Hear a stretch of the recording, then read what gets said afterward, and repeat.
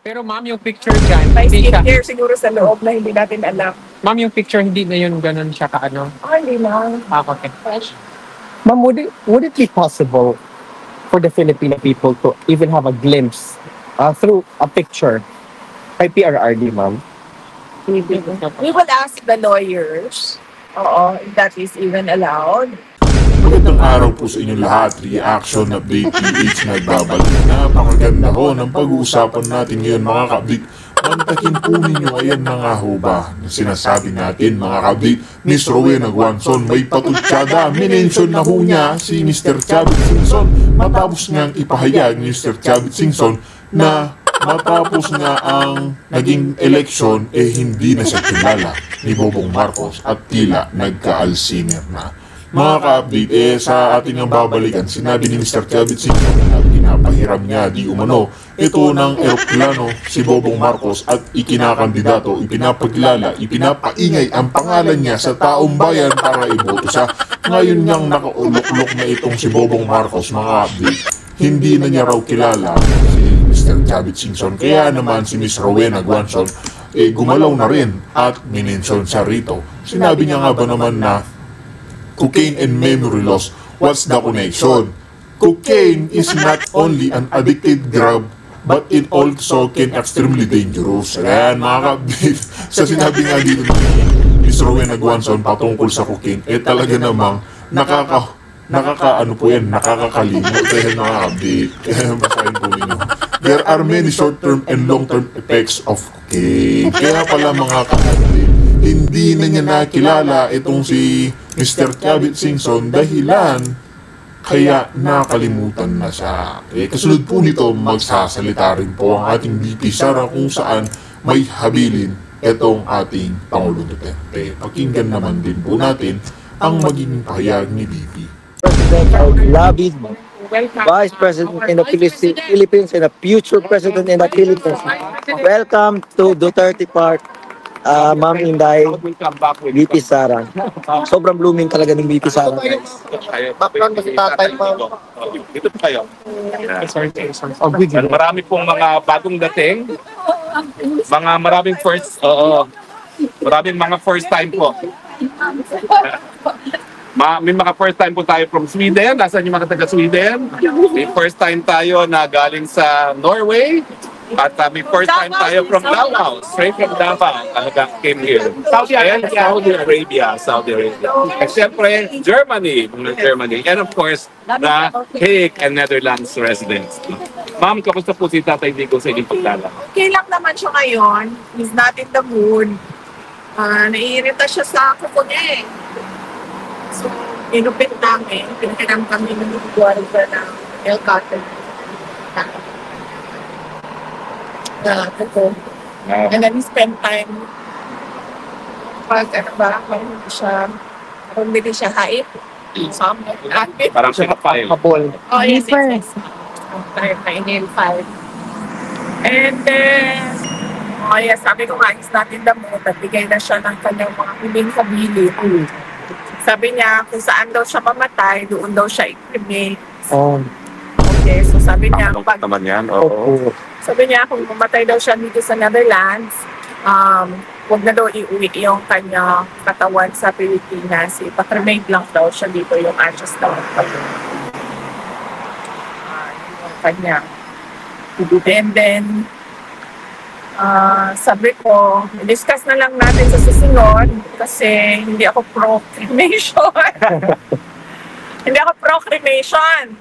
Tapos siya, pro-cremation siya. And then sabi ko sa kanya, so anong mangyayari dito kung kunwari hindi namin sundin yung hatiin mo na i-cremate ka. Sabi ko, ilibing na namin dito sa tabi ng tatay mo. Babalik ka ba? Sabi ko, babalik ka ba? Sabi niya, well, hindi naman, pero pag-isipan ko, kung pumultuhin kita o hindi. So, yan yung discussion na yun. How did you feel po nung magganyan si Tatay Digo? Kami, nalulungkot kayo. Yeah. Daming gusto na umiyak. Yeah. Well, natural din naman na siguro yung sa 8 years old, no? Na mag-isip na ganon. So, and mabuti na rin yun na alam natin lahat kung ano yung kanyang last wishes para magagawa yun pag nangyari. Are you prepared for that, Vice President? Ang objection ko lang is hindi nga ako pro-cremation. So, ang takot ko lang din is baka multuhin niya ako pag hindi sinatag yung kanyang abilit na pagpang-cremation. So, yeah. Ma'am, once again, you've proven you're a woman of steel kasi yung dalawa mong kapatid na lalaki, very emotional pag nagkaganyan na si Tatay Digong. Where do you get the strength? Well, galing din siguro kay PRD na, diba, turo niya, ilang beses ko na rin nasabi na turo niya talaga na huwag umiyak. In fact, isang beses na bumisita kami dyan, na umiyak si Kitty, ay nagalitan pa niya na hindi niya useless yung mga lupa. Meron ba siyang request meanwhile? Wala.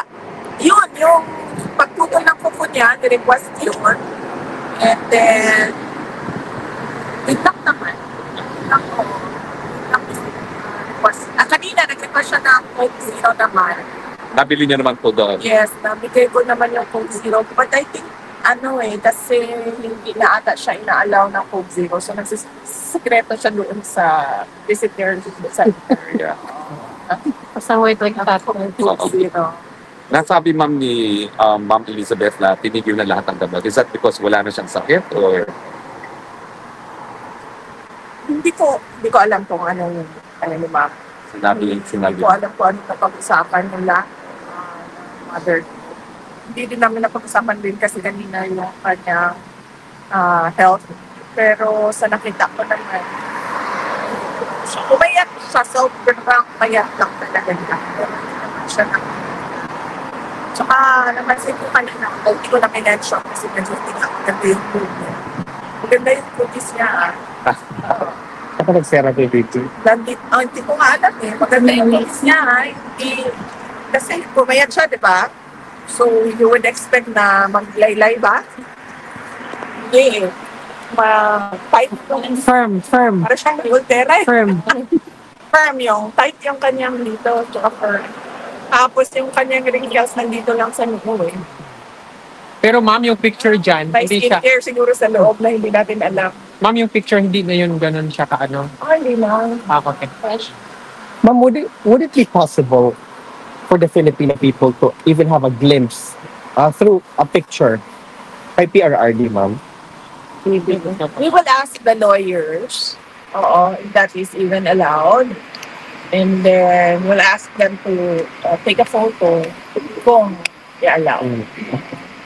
Sa politika po, wala kayo napag-usapan sa politika? Wala naman. Nabanggit ko lang sa kanyang chairman niya, Ms. Wad. He's in Davao City, si chairman. And then sabi niya na paabot daw sa kanya yung wishes niya. Nag-isap din kami kasi kailangan katawagan yung anak ni chairman niya, Ms. Wad. And then, yun lang ang na-discuss namin. And one other, Dabawenyo na namatay, discuss natin. Then of course, yung, father naman, friend kasi ni, PRD, discuss natin. Well, kailan po ang susunod yung bisita? Tomorrow, may bisita kami. Ito ko lang yung check. Kasi today is 1:30 to 3, no? Bukas is...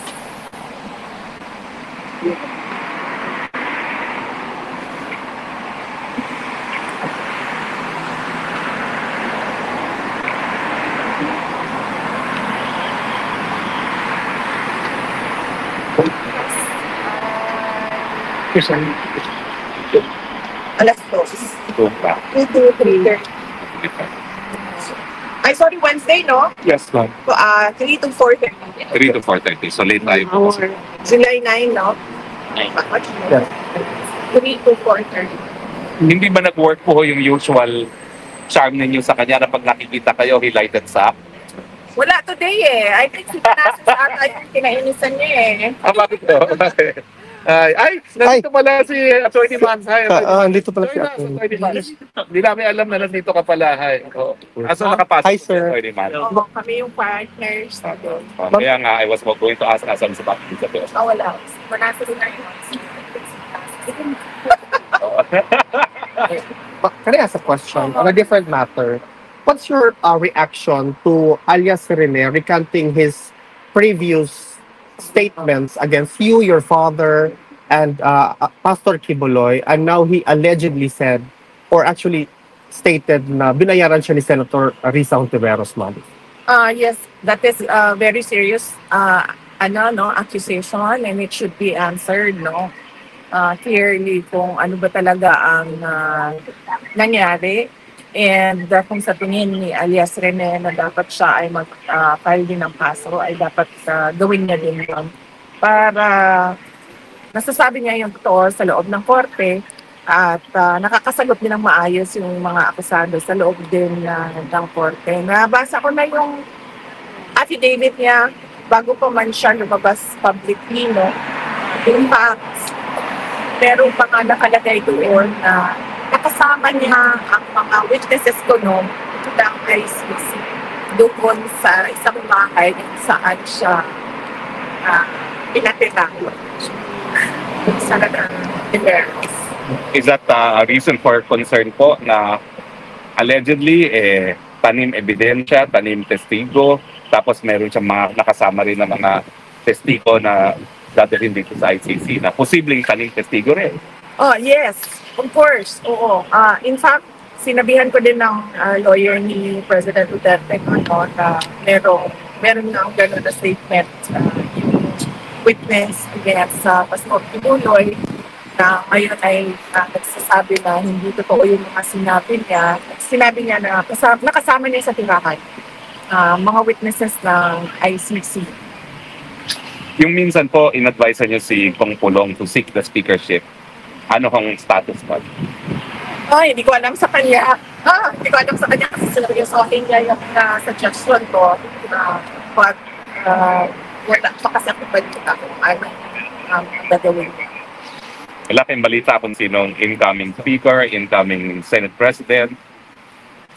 Wala akong balita with the Senate and the House of Representatives.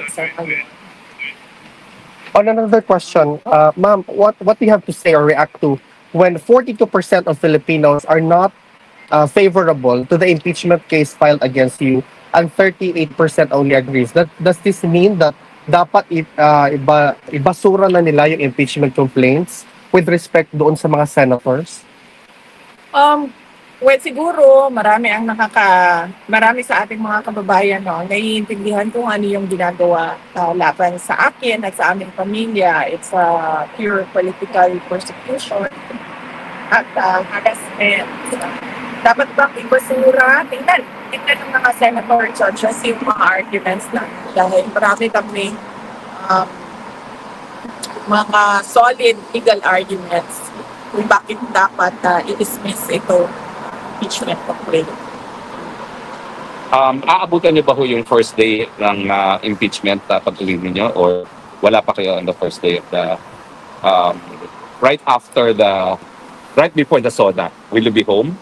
Hindi. Wala pa ako right before SONA, so hindi pa ako makakauwi. In any event, nandun naman na yung lawyers and they're continually preparing our witnesses, for the impeachment and continually gathering the pieces of evidence needed. Last question po, may mga lumabas ba sa balita na meron na raw silang copy ng mga bank accounts nyo? Are you going to file legal action against those na kukuha ng mga bank statements nyo illegally? Hindi na. Wala pa na po pinapailan ng kaso. Lahat ng mga libelous na libas, kaso, lahat ng harassment. Pinapasuggest ko na yan kasi sa tingin ko naman mas matindig ang galit ng Diyos kapag punatingin. Sa bank accounts, inaantay ko na magkaroon ng trial wherein doon ko sasagutin yung mga question about sa bank accounts. Dahil sa ngayon naman, yun nga, illegal yung pagkuha nila na information with regard to bank accounts. Eh, wala akong obligasyon na sumagot sa kanila. Pero kung hindi ba tuloy yung impeachment, I will endeavor na umupo para sagutin yung mga allegations nila sa impeachment. Eh, through the public. Meron pa kayong tanong? Anyone? Nag-ask na rin ako kay opinion ni Congressman Colong. Yun po, opinion lang po. Sa bahay ni tatay sa benta yung bakit. Ito opinion. Opinion ko as a lawyer, kasi I think na-acquire yung property during sa live-in nila, and PRC. And so it is, ang status nun is co-ownership. Kaya niya siguro ibenta yung kanyang share, pero hindi na pwedeng maibenta yung kay PRC. And depende na rin yon sa mapapag-usapan nila dalawa ni Hanilet at ni President Duterte kung anong gagawin nila sa bahay. As a lawyer yun, no? As a daughter, iniisip ko lang kung saan natitira si Pangulong Duterte kung benta nila kung siya yung house. So, yun ang isa sa mga concerns namin. Yung mag-say interest kay Ma'am Isabel. That's what Congressman Colong said. Oo, may nabanggit na si Mama na na ganyan, na pwede naman dun sa bahay. Well, sana, depende yun sa mapag-usapan ni Hanilet at yung President Duterte kasi silang dalawa na pinilihan. Ma'am Showbiz, since tatanggapin siya ni Ma'am Elizabeth, is there reconciliation in the office? Walang reconciliation. Walang reconciliation. Ano lang, sabi ni Mama, okay naman daw na bumisita yung mga girlfriends. Walang problema sa... Grabe, no? Magmamahal. Ayaw niyo ba yung Papa? Love ko na si Ayan, ma. Ma'am, meron bang Wala na siguro, parang friendship yung kanila. Sport. Parang sport. Ano, ma'am? Sport ang tawag dyan. Ay malay natin, baka ma'am niya, kasalan of the century paglabas si Tatay Digo. Mas mag-awayan din well, hindi ko na rin i-advise na magpakasal sila. Ikaw, flower girl, ma'am. Ano yun? Anyone else? Advice yun. Yes. Hello po, DP. Andy po from GMA Integrated News. Hindi ko po naabutan yung first part ng inyong statement, ng inyong pahayag. Pero gusto ko pong tanangin kayo regarding din sa impeachment po nila. Kasi meron pong sinabi si Senator Zubiri na which hunt daw po yung impeachment trial sa inyo. Pero meron pong remark naman si Congresswoman Delina. Ang sabi po niya, unfair daw po na sa witch hunt po lang dahil daw yung sa gravity ng allegations against you. So ano po ang comment niyo dun sa mga pahayag na yun na witch hunt daw po yung impeachment and then wala na po basehan yung pagiging witch hunt na yun? Ayoko na lang sumali siguro sa sagutan, no? Ni De Lima at ni Senator Zubiri. But matagal ko naman ang sinasabi, nakikita din naman ng tao, ng mga kababayan natin yung timelines, no, kung paano sila umabot sa impeachment at alam naman natin na ano talaga ito. This is a race for presidential elections of year 20. Ma'am, meron bang mensahe ang aming pinakamamahal na Pangulong Rodrigo Roa Duterte para sa taong bayan? Sabi niya kanina, no guts, no glory daw. So, Yan na. Narinig nyo yan, ha? Kailangan ng guts. glory. Yeah. VP, ikaw, meron ka bang mensahe para sa taong bayan? Bayan natin. Unang-una lagi, talaga paulit-ulit ay ang aking pagpapasalamat. Siyempre, nagpapasalamat ako sa inyo, no? Dahil sa pagpapakita ninyo ng suporta kay dating Pangulong Rodrigo Duterte. Actually, nagtanong din siya kanina. Sabi niya, may tao pa ba sa labas nag-aantay Sabi ko, oo, meron. And yung isa, nakasama namin sa bus, nagmaka-plug late si ma'am. Kinakanta ko sa kanya. Napangiti siya. Oh. Tapos, yun, nagpasalamat kami sa nagdarasal. Nagpapasalamat kami. Sobrang dami nun. Kapakailan lang nakatanggap ako na perpetual mass card para kay David Rodrigo Duterte. So may bibili lang ganun para sa kanya. At yung nandyan pa rin yung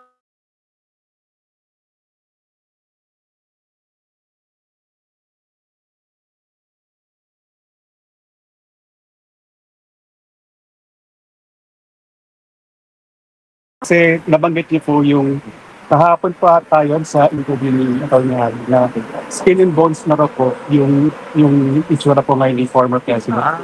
Meron po ba itong kumbaga parang medical condition or parang meron po ba binanggit yung mga doktor doon sa loob ng kulungan? Kung ano po yung condition or kung meron nga po bang conditions ni former president? At bakit ganun po yung naging katayuan niya for the past 3 months po na nakakulong dito sa nabanggit ng mama ko, no, na skin and bones siya, and nag-elaborate ako kahapon kung ano yung sabihin nun.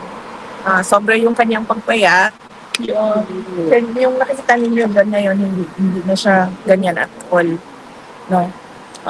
Mukha siyang may sakit, pero clearly wala naman din siguro siyang sakit kasi wala namang sinasabi na urgent na yung medical officer sa amin. Sa tingin ko lang, yung weight loss niya ay dahil posible. Yung una-una, loss of appetite dahil na hindi siya sanay sa pagkain. At pangalawa, baka din kasi kinokontrol nung medical officer yung kain niya. Kasi diabetic Ma'am, isa pa rin po yung sa prosecution naman po. Naglabas na po sila ng 12, or naibigay na po sa defense yung 12 batch ng evidence. Napag-usapan niyo na po ba ito ni Atty. Kaufman? Kung ano po yung magiging susunod na hakbang sa mga dokumento na binigay po ng prosecution? Malamang pag-uusapan nila kasi kapasok lang nung lawyer, no? At saka yung assistant niya doon sa loob na yun. So malamang pag-usapan nila yun. Meron po kayong access din sa document? Nakita po ba niya? Yung access ko ay pareho lang sa lahat. Kung ano yung nakapublish sa ICC website, yun lang din ang nakikita ko ng mga documents sa case. They have... I'm sure, I'm sure he's given the medicines he needs dahil merong medical officer in charge sa kanya sa bed. Okay, ma'am, do you have time for photos? Okay, can we fall in line na lang? Yung mga first-timers, pumili na kayo agad.